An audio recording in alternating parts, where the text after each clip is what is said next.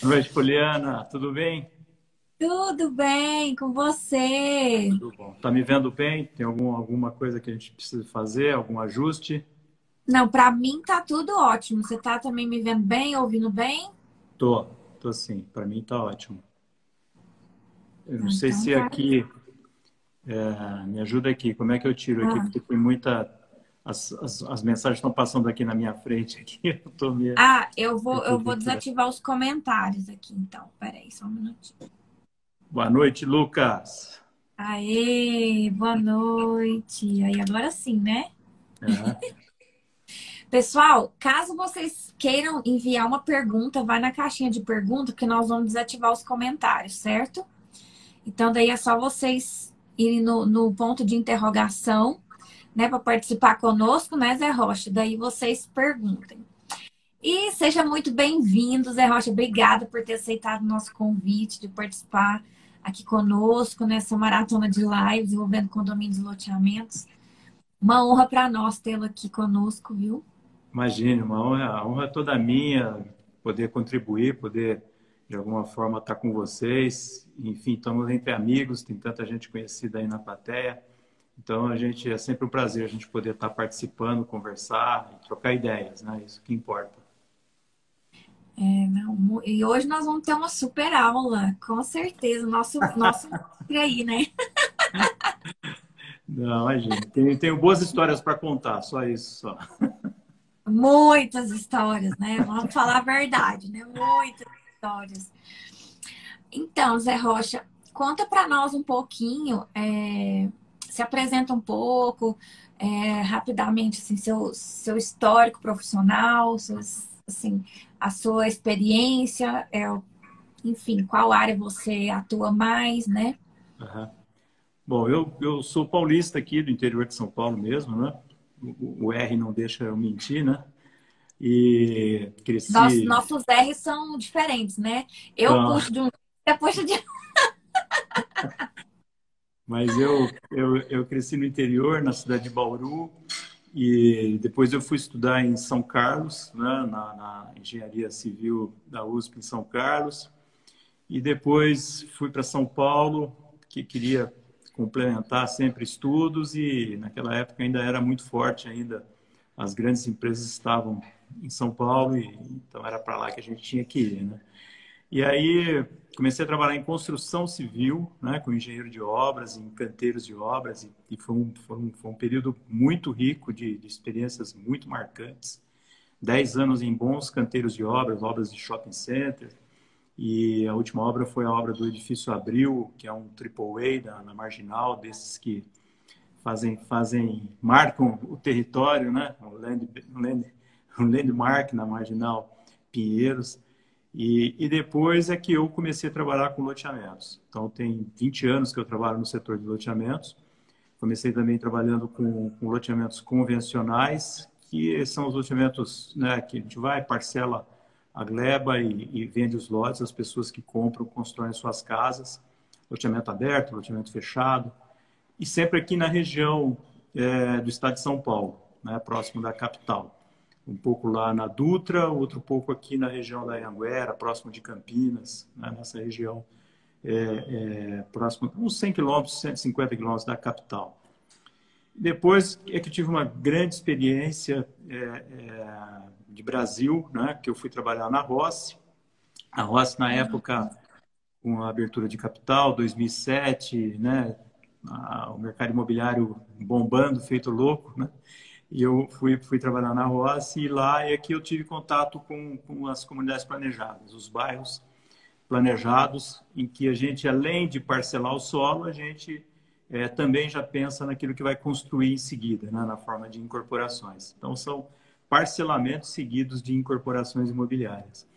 E essa temática, né, das comunidades planejadas, como eu gosto de frisar, até para diferenciar do bairro planejado, né, a gente está sempre discutindo o que, que é uma coisa, o que, que é outra, podemos falar um pouquinho daquilo que eu, né, considero Sim, claro. sobre isso. Mas aí então na Rossi eu comecei a ter essas experiências e aí não parei mais de trabalhar, né, com comunidades planejadas, né? Então já se vão aí 13, 14 anos, né, que eu estou nesse tema, estudando esse tema, conhecendo empreendimentos, aprendendo sempre, né? E, inclusive, agora, no quesito aprendizado, eu estou tendo a honra também de poder ser aluno especial na Faculdade de Urbanismo da USP, aqui em São Paulo, Ah, né? que joia, Então, muito bom. é bacana a gente poder estar convivendo com as pessoas que estão lá, estudando para um mestrado, estudando para um doutorado, e isso tudo faz a gente estar participando e crescendo, né? Aprendendo coisas novas sempre, para poder, quando tem oportunidade, né? Poder conversar, trocar ideias e ter um público sempre É, essa interessado naquilo que a troca gente tem a dizer. é muito rica, né? Essa troca, né, Zé Rocha? E principalmente em se tratando de Brasil, né? Embora a gente trate do mesmo, né, do mesmo assunto, mas a gente sabe o quão situações adversas a gente vive em cada região do Brasil, né? Pois é. E É, só um parêntese, Uhum. só tem gente aqui me enviando mensagem, Ah, só explicando para quem chegou depois. Nós desativamos os comentários, sim, tá? Quem tiver dúvida, quiser participar, clique no ponto de interrogação, que daí depois a gente vai colocar as perguntas aqui para o Zé Rocha responder. e E aquilo que não não se for esqueçam possível, de enviar. aquilo... Oi? Desculpa. Oi? Travou? Aqui, você me manda os comentários que eu encaminho para quem perguntar, né? Põe aí também os meus contatos, se o pessoal quiser fazer uma troca de experiência aí, para mim não tem problema nenhum. Tá, joia. E não se esqueçam de enviar o aviãozinho, tá, gente? Vamos chamar todo mundo para participar aqui conosco. Eu te cortei, o que você estava dizendo? Eu fiz, né, a colocação acerca das situações, né, que a gente vê nas diferentes regiões do país. Que a inteligência cartorial, que é a nossa empresa, a gente também atua no Brasil inteiro, né? É uma empresa especializada em documentação. Não sei se eu cheguei a comentar com você, Zé Rocha, que a gente desenvolveu o primeiro selo de qualidade do imóvel do Brasil. Fala um pouco disso.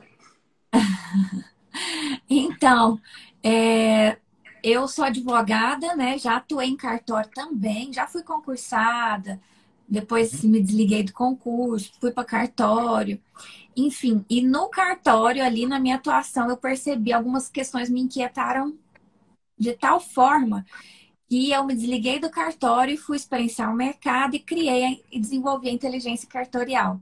É. É que é uma empresa, a gente atua no sistema extrajudicial, né? Só extrajudicial, e é uma empresa especializada em soluções documentais, né? E depois, uma dos pontos que eu percebi ainda lá quando eu atuava no cartório foi a insegurança nas relações negociais. Que a gente sabe, a gente vive, né? Todo dia a gente sabe que existe, ainda é um ponto muito importante, né? No que tange a relevância dele. Então, nesse período, eu criei e desenvolvi o LSI, que é o laudo de situação do imóvel, que eu brinco que é um raio-x do imóvel, né, acerca da situação documental do imóvel. E uma vez ele ok, 100%, né, todo regularizado, a gente certifica, né, e emite o selo de conformidade, que é o selo de qualidade do imóvel. A gente atesta a capacidade, a qualidade documental daquele imóvel ou do empreendimento também, né? Que não é só imóvel usado de terceiro, mas empreendimento ou imóvel novo. Aí é isso, eu falei aqui rapidinho, porque hoje eu quero te ouvir. Porque hoje, Certo. nossa, eu quero te ouvir. Não, mas a gente estava falando, né, de experiências nacionais e eu comecei a trabalhar fora do estado de São Paulo lá em 2007 também, né? Então, uma experiência fantástica também. A gente tinha muita coisa, muita lenda, né? Muitos mitos que se falavam, que no Rio Grande do Sul só se faz condomínio de lotes, imagina, 2007, né? e não se aprova 6766 e tal. Tinha uma série de coisas que foram caindo. De fato, lá existia assim, uma flexibilização maior para aceitar o modelo de condomínio de lotes, né, desde sempre. Mas a gente não praticou isso. Eu trabalhei em Canoas, na verdade, em Porto Alegre. Tem umas modalidades que às vezes não se adaptam, né, tão bem em determinadas regiões, No Rio de Janeiro. Inclusive, né, é influenciado por essa questão regulatória, né? No Rio de Janeiro também tinha muito isso, era muito marcante. Algumas cidades, a prefeitura falava que só faz condomínio de lotes, não faz loteamentos. Enfim, cada uma tinha uma história, né? E sempre o mais importante acaba sendo as práticas ou os gostos, né, comerciais, aquilo que um loteamento precisa ter, não pode deixar de ter, respeitando as características e as culturas locais, né? Isso também sempre foi muito importante de a gente considerar no projeto, né?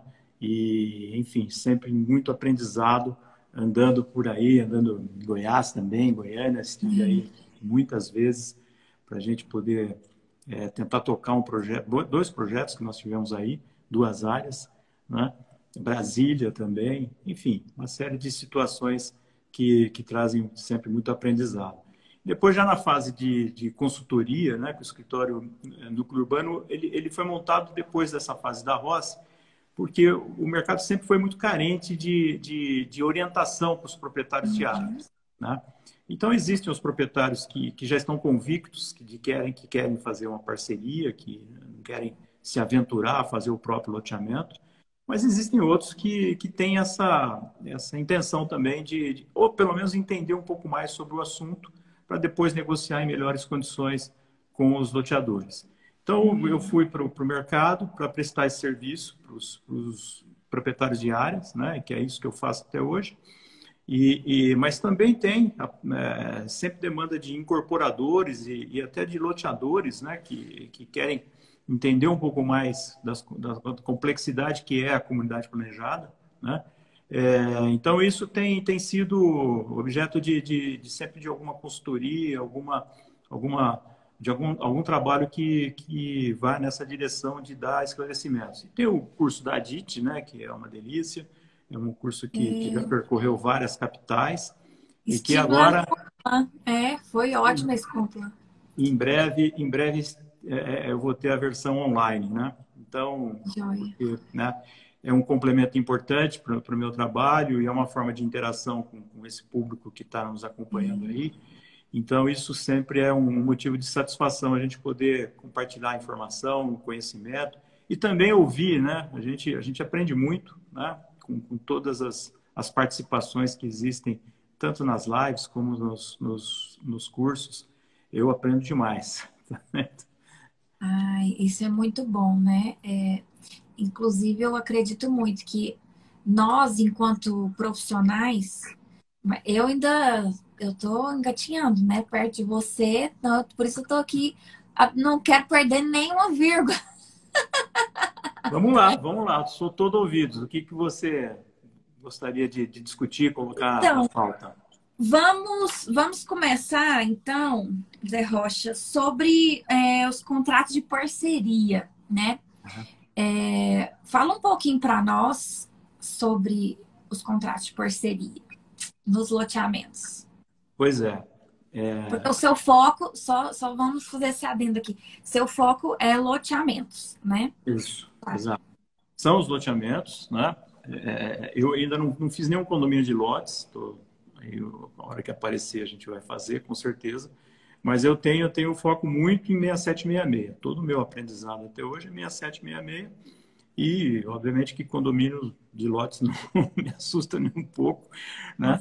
Mas nos loteamentos é que a gente fala em parceria, né? A parceria é muito diferente de uma permuta, né? A permuta que existe usualmente no terreno urbano para virar uma incorporação, né? O proprietário de lote, ele tem muito mais poderes do que os permutantes nos casos das incorporações. Proprietários de lotes, eles exigem muito mais participação, né? Muitas vezes a família não quer perder o domínio da propriedade, né? Então, conciliar todas essas coisas, eles não querem, né, não querem perder o domínio, mas também na hora que começa a falar para eles que a responsabilidade de crime ambiental é com eles e tal, aí a coisa também muda um pouco de figura, né? Mas, Esse enfim, até é um ponto estratégico até, né? Nessa... é um cobertor curto, né? É um cobertor curto. Você tem 4 modalidades principais de juntar o proprietário da terra com os loteadores. A parceria do CST15, né? Da parceria convencional ou tradicional, que eu chamo, em que você, as empresas, né? Tanto a SPE do proprietário como a SPE do loteador, elas não se fundem numa única empresa, né? É um contrato de um instrumento particular que nem dá registro, né? Então tem muitos advogados que são contrários ela enfraquece o lado do loteador com relação ao proprietário, mas por outro lado eu também sempre ouço a história de que é um contrato que não tem prazo para terminar, né? E realmente existem algumas batalhas jurídicas que a gente tem conhecimento de que realmente, por mais que o loteador não esteja conseguindo levar adiante o projeto, esse contrato não é rompido. Às vezes os proprietários estão insatisfeitos com essa situação, seja qual for o motivo, e querem ou tentar uma outra alternativa, uma outra empresa, e não conseguem se desvencilhar. Então, cada caso é um caso, não adianta a gente querer isso aí também entrar... é devido também à natureza, né? A natureza do negócio jurídico. É que daí... E aí, as outras 2 formas são as SPEs, em que o proprietário se junta numa SPE junto com o loteador, né? E os dois aí, então, são efetivamente sócios, né? A SPE, a SCP são formatações que são muito parecidas, né? O proprietário perde o domínio da propriedade, porque efetivamente ele tem um sócio na propriedade, em condomínio, né? Então, o poder dele já não é integral em relação à área. Enfim, tem uma série de benefícios e de riscos que cada um percebe, né? Assim, diferentemente os riscos, né? Risco, para mim, é uma coisa, para a Poliana é outra. Para cada uma das pessoas que está nos assistindo, tem uma percepção diferente de risco, do que é risco. Os proprietários também são a mesma coisa. O que importa é que eles tenham bons advogados para explicar que eles possam, obviamente, estarem cientes, né, de cada uma dessas modalidades. E tem uma outra modalidade que se aproxima um pouco dos benefícios da parceria convencional, da parceria do CST15, que é o consórcio. Essa também é uma modalidade em que eu tenho pouca experiência, mas me parece que pode ser uma alternativa bastante interessante para esses proprietários que têm realmente essa coisa de manter o patrimônio em nome deles, né? Pelo menos enquanto o projeto é aprovado. Eu acho que essa é uma alternativa interessante, que o proprietário mantenha o patrimônio em nome dele, porque afinal de contas é um período sempre longo a aprovação. E há riscos, frente, né? De não registrar, né? Exatamente. Então, enquanto não registra o loteamento, a propriedade é dele e no modelo de parceria convencional, continua sendo dele mesmo depois do registro. Mas vem aí uma série de ônus, né? De responsabilidades, e que isso pode, então, fazer sentido nesse momento do registro, que se dê uma outra configuração para a sociedade, né? Enfim, existem diversos modelos, né? Os principais são esses, da parceria tradicional, da SPE, em que as 2 partes se juntam, da SCP, onde você também consegue atrair investidores, né? E também agora do consórcio, né? que vem sendo praticado também, né? Então, o que importa é isso, o que importa é que o proprietário tenha orientação, saiba os riscos de cada uma delas, e onde ele se sentir melhor é onde ele... né? Onde ele vai se encaixar melhor, né? A situação. E tem que combinar com o loteador, né? Porque nem todo loteador também topa essa ou aquela modalidade, dependendo, né, da situação que ele se encontra. Então, no loteamento sempre tudo é um pouco mais longo. As negociações também desses contratos são longas, né? A gente tem que aprender a não ter pressa, a dar tempo para os proprietários digerirem essas informações, né? E então tem a história da jornada de compra e venda, né? A jornada do proprietário até ele assinar o contrato de parceria, seja que modelo for, é uma jornada também longa, entendeu? E a Sim, sim. gente tem que se adequar. É isso aí. Eu vou desativar os comentários um pouquinho, tá, Zé Rocha? Enquanto a gente responde aqui o pessoal, daí é bom que todo mundo dá um oi aqui, a gente vê quem tá aqui com a gente. Olá, boa noite novamente, sejam todos e todas bem-vindos. Deixa eu... Essa câmera, eu nunca mexi nela, então... Mas sua imagem está ótima. Ai, ai. Deixa eu ver aqui as perguntas. Ah, olha só. O Francisco aqui, ó. José Rocha, te amo. Francisco é um querido, é um amigo que eu fiz lá no Sul, no Rio Grande do Sul, e, enfim, uma pessoa fantástica, uma contribuição enorme quando ele fez o curso da ADIT, né? E desde então a gente está sempre conversando. Vamos ver se a gente faz negócio juntos aí, hein, Francisco? É isso aí. Deixa eu ver aqui outra pergunta. Como é que eu faço aqui? Deixa eu ver. Aqui, ó. Ah, tá. Ele fez uma pergunta para mim aqui. Uhum. LSI significa que você faz um levantamento da situação para seguir com a diligência, isso? O LSI é uma análise, tá? Técnica criteriosa que a gente faz.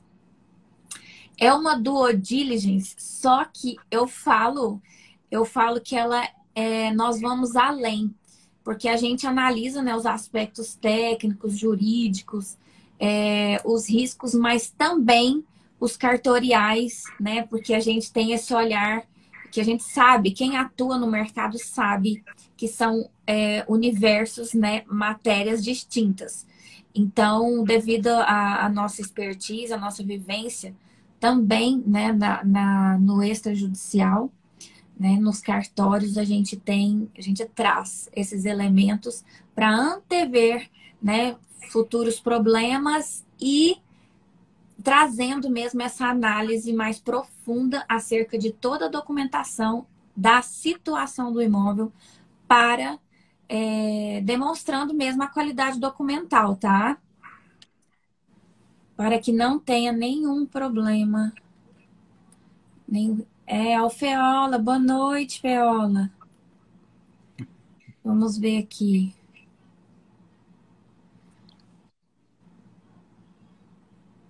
Hoje finalmente consegui assistir uma live sua. Ah, obrigada, Sandro. Obrigada. Seja muito bem-vindo. E teremos muitas lives essa semana, ok? Não perca. Obrigada.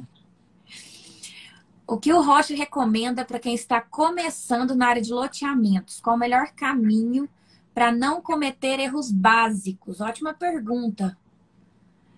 Pois é, hoje até Marcelo, eu vou voltar na sua, tá? Só um minuto. Essa semana até a gente teve aí eu vi uma live rápida, uma live não, um post rápido, né?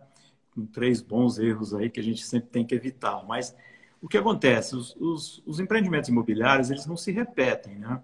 Então, o que pode ser uma coisa muito importante em um empreendimento, no outro é menos importante.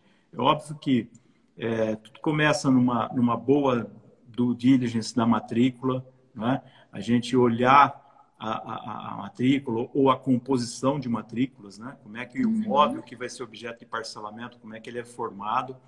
Isso é importante até para a gente planejar as aprovações, por onde vai estar a ocupação da propriedade. Né? Exato. Então, o básico é o seguinte, que a gente não pode nunca desafiar o mercado em termos de produto imobiliário, preços. Né? O mercado sempre é quem vai nos orientar sobre que produto fazer. Então, esse erro é o primeiro erro que a gente tem que... E a gente tem muitas ferramentas para evitar esse erro hoje. Né? Uma boa visita a campo, um conhecimento mínimo do entorno, da cidade, da região onde a gente está trabalhando. conhecer os preços, aquilo que é possível fazer em termos de produto imobiliário, né? Para quem vender, quem vem comprar, de onde vem, né? Esse público comprador.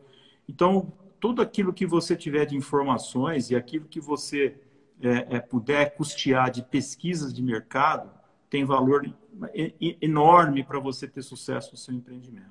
Então, e isso também faz com que você, o loteador que está avaliando uma propriedade, uma oportunidade, que você encarar algumas broncas, né, de matrículas, da documentação imobiliária, que se não houver uma motivação de mercado importante, você abandona a área, né? Se você começar pela sua análise, pela documentação imobiliária, você pode encontrar ali algumas coisas que vão merecer atenção, mas que você já meio que desanima, né? Então, se a área tem comercialmente uma viabilidade muito grande, você está mais disposto a encarar essas broncas jurídicas que podem acontecer em seguida na análise da matrícula, né?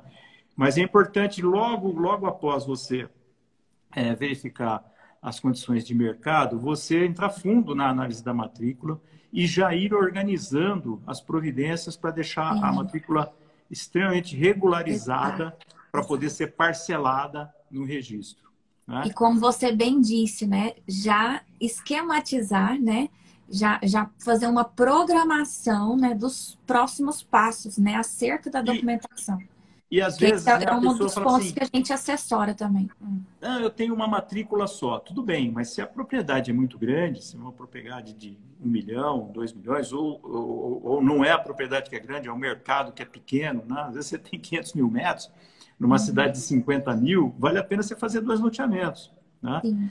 Então, você desmembrar qual é a primeira parte, enfim, ter a sua estratégia que começa no comercial, mas que passa em seguida pelo jurídico para saber como é que estão as matrículas, se você vai ter que fazer alguma retificação, né?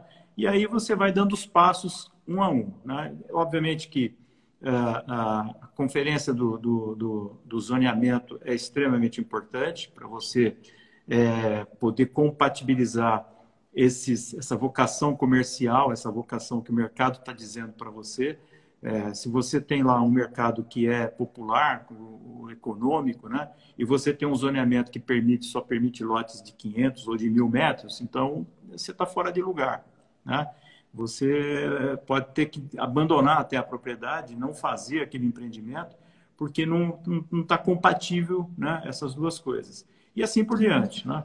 Regramentos ambientais, né, também são importantes de serem vistos logo de cara, no começo do processo, se possível já nas primeiras avaliações que se faz da propriedade, levantar interferências de meio ambiente que vão chamar a atenção, né? Interferências de poceiros dentro da propriedade, permanência de pessoas que estejam lá dentro, né? Linha férrea ou linhas de transmissão de energia. Às vezes a linha está lá, mas ela não está na matrícula, né? Quantas vezes a gente vê isso? Elementos de conexão, uma via, uma rodovia, uma estrada vicinal que está lá consolidada como passagem, mas ela não está regulamentada na matrícula. Então, essas coisas depois, se você deixar isso para o final do processo... Uma servidão, né? Uma servidão, né? Às vezes você precisa estabelecer ou não, enfim, você precisa ter mapeado, né, o passo a passo para você registrar o seu loteamento, conseguir registrar o seu loteamento e não deixar isso para a última hora, para depois que você aprovar tudo na prefeitura, que você vai ver como é que está a matrícula. Você vai levar mais 1 ou 2 anos, talvez, para registrar, porque providências que você tinha que tomar lá no começo do processo, né, você não tomou por alguma razão, e isso vai depois atrasar o seu lançamento. Então, é muito comum a gente ver isso, né? Às vezes até um problema é detectado no começo do processo, mas de alguma forma as pessoas não conseguem resolver naquele momento, ou então acaba caindo no esquecimento e depois isso vai cobrar um preço caro na forma de prazo na hora de registrar o loteamento, né? Daí os os problemas, né, documentais ou quaisquer que sejam eles, quanto mais a gente adia, isso é para nossa vida, inclusive, né? Não, Maiores eles ficam. E em geral, as prefeituras, você, por exemplo, se você tiver uma retificação de matrícula, né, você consegue tocar em paralelo a aprovação municipal, né, de meio ambiente, enfim, todas as aprovações de projeto, elas conseguem ser conduzidas de forma paralela a essa regularização da matrícula, né? Exato. Existem também muitas prefeituras que exigem a matrícula no começo do processo, né? Como se ela já estivesse pronta para ser parcelada, mas eu nunca vi nenhuma prefeitura se negar a aprovar, né? Por mais que esteja até em legislação municipal, se negar a aprovar o empreendimento porque a matrícula está irregular de alguma forma, está faltando, ela não fecha, coisa desse tipo, ela vai passar por um processo de retificação. Porque o risco é de quem está aprovando, né? O risco é do loteador. O loteador tem que ter claro que o perímetro que ele está levando o projeto, que ele está mostrando para a prefeitura qual será o perímetro, ele tem que ter uma garantia de que esse perímetro vai ser o mesmo da matrícula na hora que ele for registrar. Não lá na frente, né? Se não tiver regular, não vai passar. Então, né? Só complementando, então, de fato, todos os personagens envolvidos, né, eles precisam caminhar alinhados, né? Como o Zé Rocha falou, nem sempre, né, vai tudo ok, né? Às vezes uma questão ali está pendente ou outra, mas a questão ambiental, questão documental, comercial, enfim, precisam estar alinhados. Né? Isso aqui não pode passar. Tem uma outra pergunta aqui, Zé Rocha. Temos um condomínio de lotes incorporado. Uhum. A escritura individual só sairá depois do habite? Eu vou desativar os comentários aqui. É difícil a gente falar de casos muito específicos, né? A gente tem condições de comentar casos gerais, né? Casos muito específicos, realmente fica muito difícil da gente comentar, dar uma opinião. Fica até perigoso de a gente dar uma opinião, porque a gente, sem olhar o conjunto, né, das informações que o cara que está na mesa, é muito perigoso a gente dar uma opinião e dar uma opinião errada, né? Uma sugestão errada sobre uma determinada possível solução. Né? Então, exato. E tem municípios e municípios, né? Nós sabemos.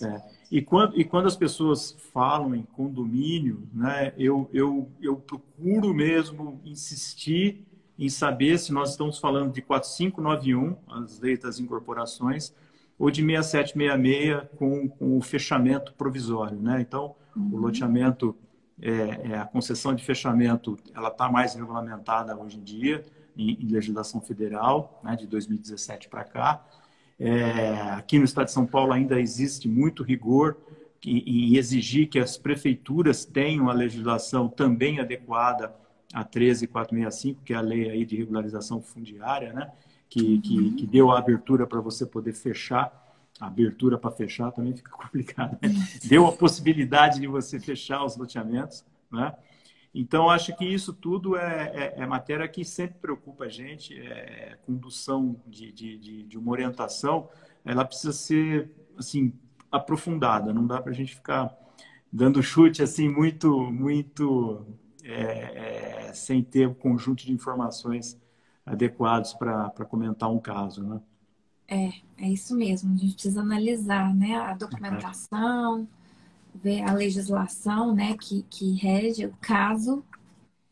E vamos, existe então... muita armadilha, né? Existe muita coisa de legislação urbana que tem muitos detalhes, muda de município para município. Sim, Então, isso são detalhes que a gente não cansa de ver e cair em armadilhas. Né? Eu caí em armadilha aqui em Campinas agora, recentemente, né? Eu estava intermediando uma gleba, e a cidade de Campinas tem um mecanismo hoje que autoriza você a mudar o zonamento rural para urbano sem passar na Câmara. Ficou predisposto dentro do plano diretor um mecanismo que está na mão da prefeitura, né? Fazer essa alteração de zonamento do rural para um zonamento urbano, residencial, via de regra. E eu, crente que eu poderia mudar um zonamento industrial para o residencial, né? E aí fui consultar um colega, o colega falou, Rocha, isso não existe. Em Campinas, você pode mudar de rural para urbano, mas não pode mudar o industrial para residencial. Eu falei, não, tá vendo? Eu crente que poderia ser essa a solução para uma propriedade. Então, a gente está sempre caindo em armadilha. Se a gente não pegar a legislação e ler detalhadamente, precisa ter esse hábito, né? Pegar a 67 e ler a 667, a 6766, pegar 4591, se for o caso, e ler também exaustivamente a 6766, pegar as legislações do município que você vai trabalhar e ler, né? Começa um projeto, eu pego a legislação e debulho a legislação.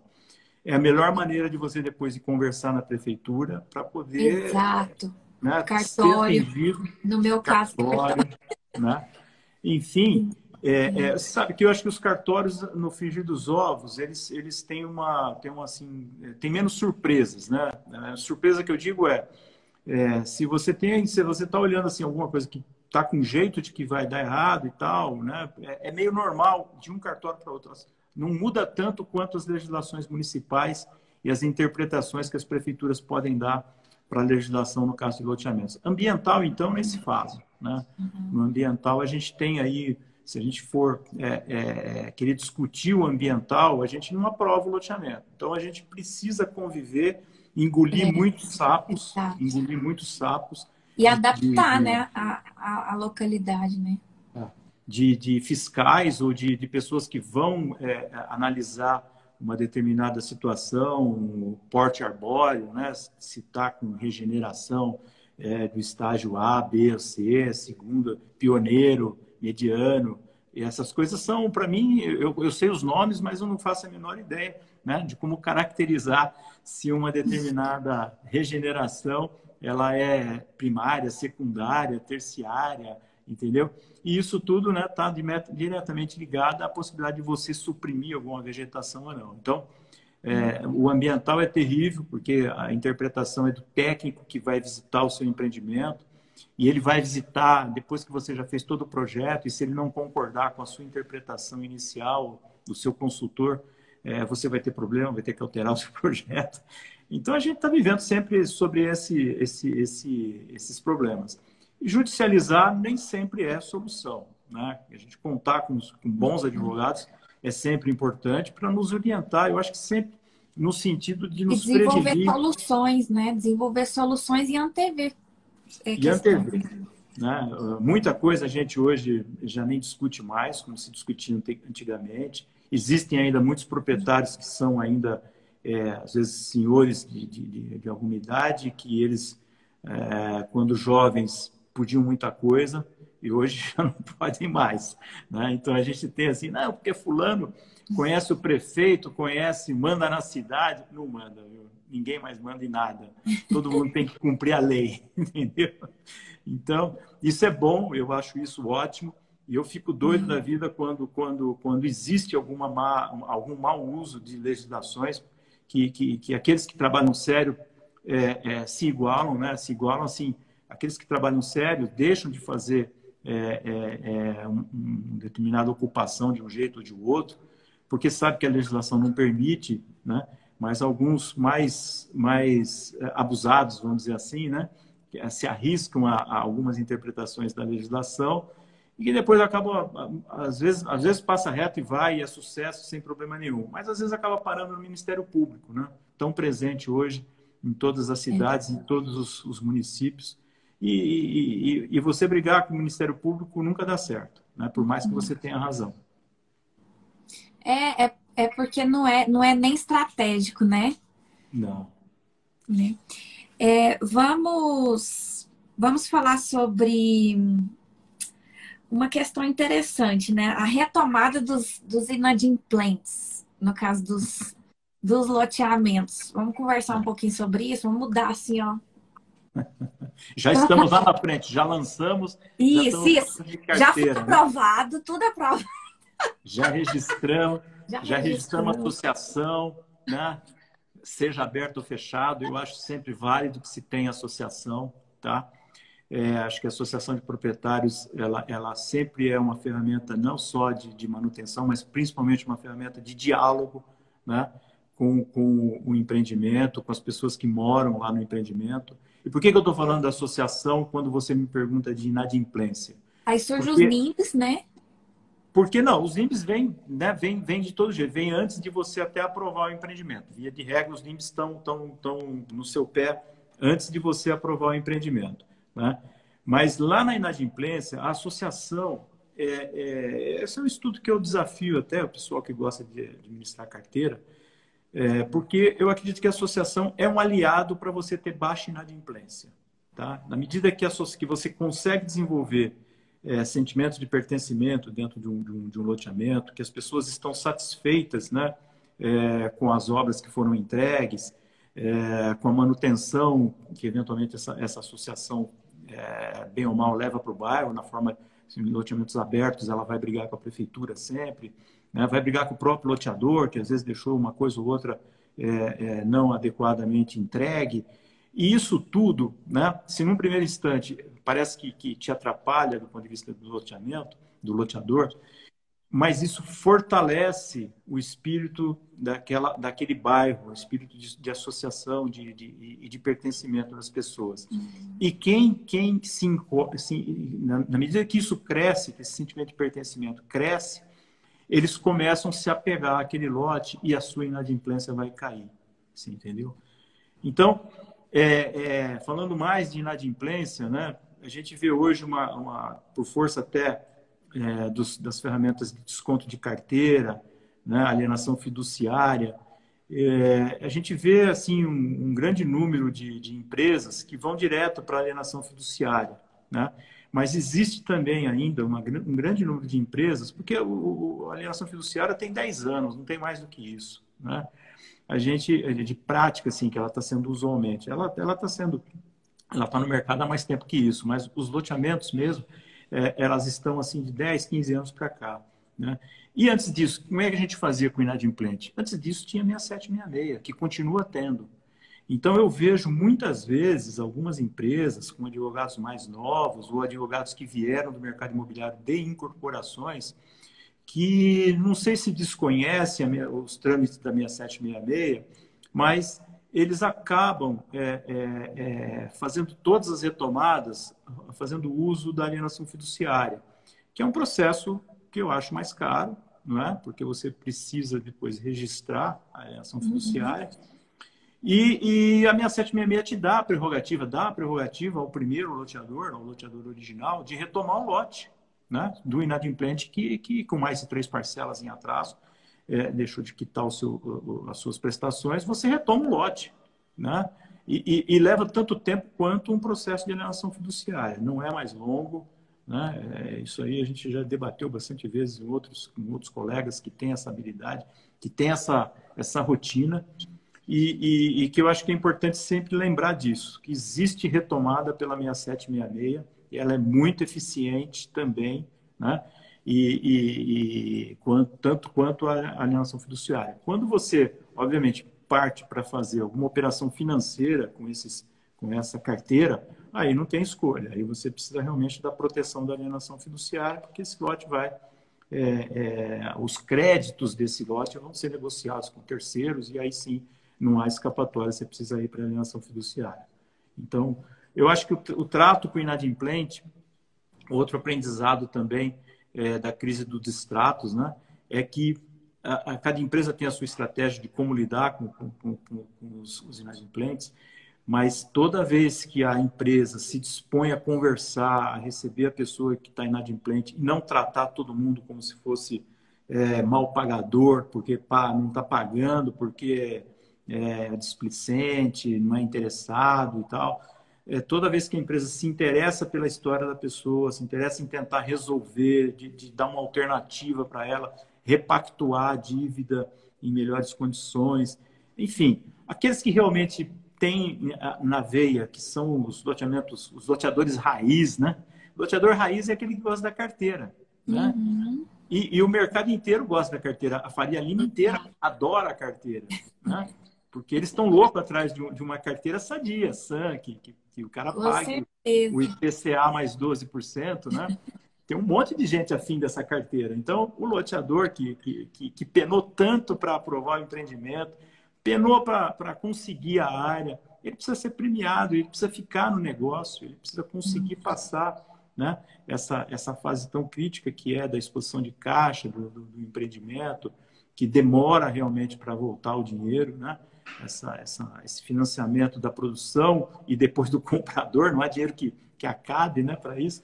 Então, realmente, você precisa equilibrar o seu plano de expansão, as suas metas de crescimento como empresa, com uma boa gestão de carteiras, para você sempre ter um pouco de carteira para administrar, porque isso, no final das contas, faz enorme diferença no resultado do seu empreendimento.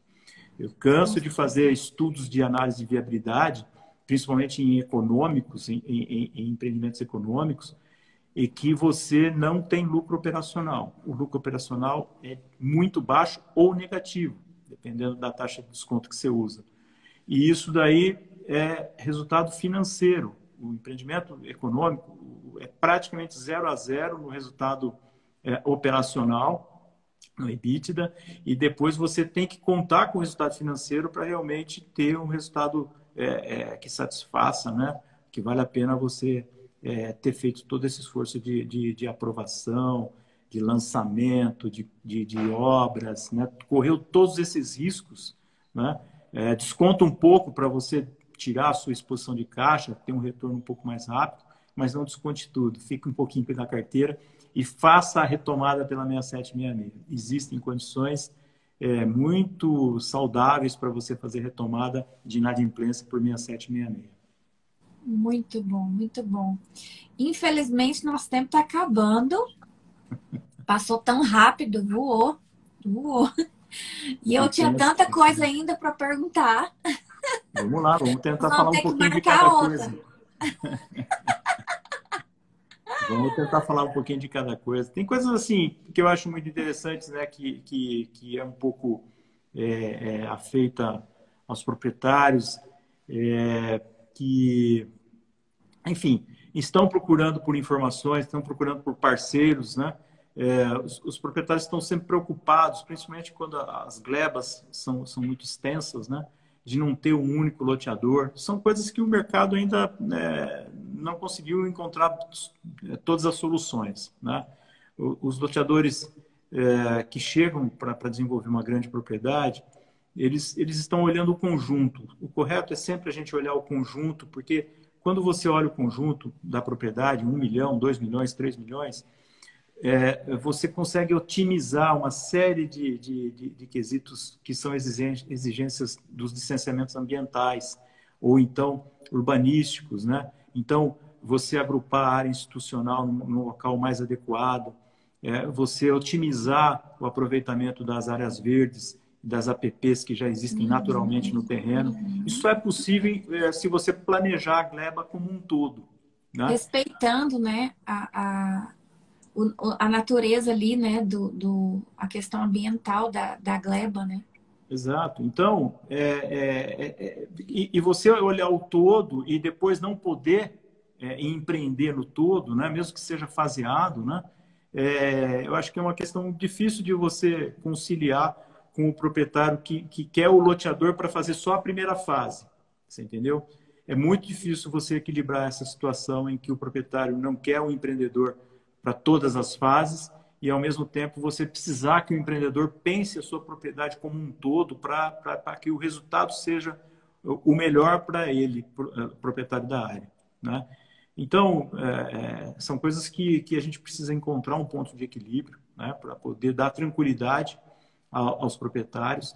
Eu acho que os contratos de parcerias, independentemente se ele parceria tradicional, se é por SPE, se é por consórcio, ele precisa refletir situações, precisa ter mecanismos, né, em que você vai enfrentar algumas dificuldades de aprovação junto com o proprietário da área, né? O proprietário da área e o loteador precisam estar sempre do mesmo lado do balcão para poder ter o melhor empreendimento possível. E isso, os contratos precisam ser flexíveis, né, para que isso possa ser acomodado na hora de uma dificuldade, de uma exigência descabida da prefeitura, de uma exigência descabida de um órgão licenciador para que concessionárias de água e esgoto, em Goiás, né, a questão da água e esgoto em Goiás é um drama, né, desde sempre, né, eu me lembro desde 2008, 2009 que eu trafego aí por Goiânia, Goiás, e em todas as cidades, né, lá perto do Distrito Federal tem problema de água. Agora, no ano passado que eu tive um trabalho em Goiás, no interior também tem o problema de água, cidades que não tem, que o prefeito brigou com a concessionária de Goiás, Saneago, né? Que envolve não tem quem te dê uma diretriz de saneamento. Você quer fazer um loteamento, quer uma diretriz de saneamento, não tem quem te dê, porque o prefeito está de briga com a Saneago não dá a diretriz, você não faz loteamento, você não começa o loteamento. É por aí.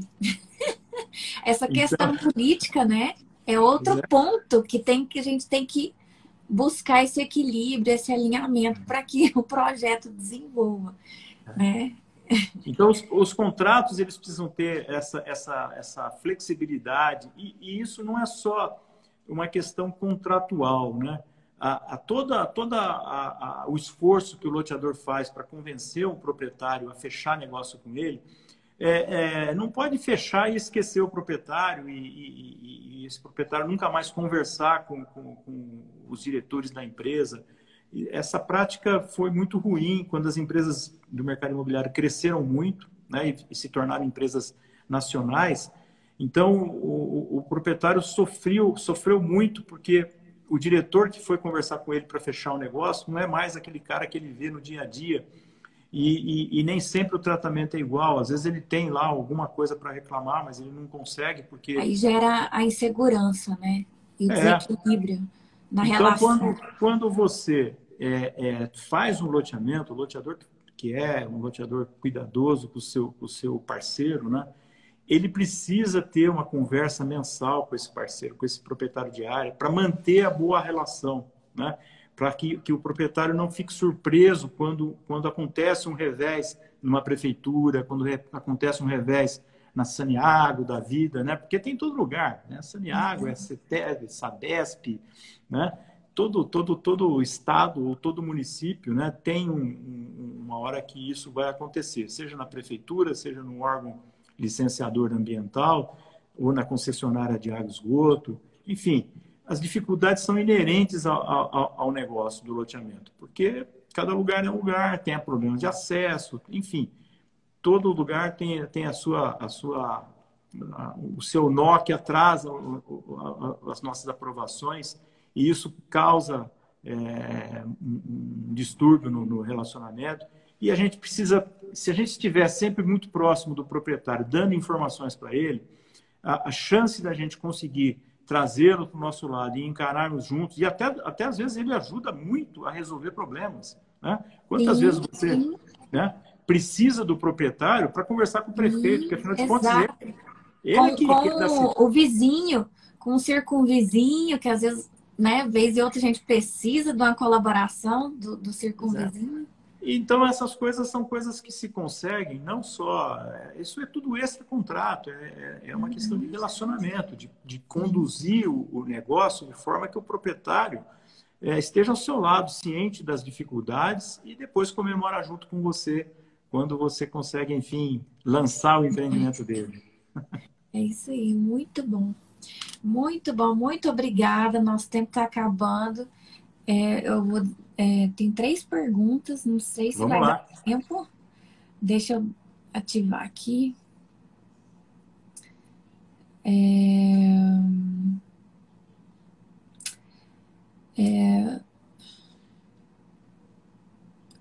Essa pergunta aqui. Sobre tornar rural em urbana. Quem decide em qual zoneamento era enquadrado? Empreendedor pode solicitar o perfil? Vou tentar falar rapidamente, né? De forma geral, você não faz loteamentos residenciais no zoneamento rural. Exato. Né? Então, a Gleba precisa vir para o zoneamento urbano. Existem muitas cidades que têm esse dispositivo, né? E esses dispositivos, às vezes, estão acompanhados de algumas penalidades, né? Eu fui em Maringá, por exemplo, no ano passado, e também em Maringá, que é uma cidade super regrada, mas existe essa flexibilidade de você lotear lá na área rural, né? Então, não é normal, isso aí é raro ter. A maior parte das cidades são taxativas em não permitir o zoneamento, o zoneamento urbano, né, em áreas rurais. Ou seja, na área rural você teria que parcelar o lote mínimo na maior parte dos no estados. módulo, No módulo rural de 20 mil metros. Para você fazer em módulos menores, em áreas menores, os lotes, você tem que cair no zoneamento urbano. Então, isso é rigoroso, né? Me lembro de ter ido há pouco tempo atrás em Campo Grande e me defrontado com essa situação. Isso é uma coisa já normal, já, né? A área rural, está no zoneamento rural, ela, para passar para a urbana, ela precisa ter uma alteração de plano diretor, usualmente, né? Normalmente, a expansão do perímetro urbano ela é discutida em planos diretores, que tem audiências, tem um regramento todo para ser cumprido, né? E ainda bem que é assim, porque a gente precisa realmente dar oportunidade para todo mundo discutir as cidades. É isso aí. O que você acha dos conselhos criados por prefeituras para opinar nas aprovações? Olha, seria melhor que não houvesse? Eu acho que seria, via de regra, seria melhor que não houvesse. Entendeu?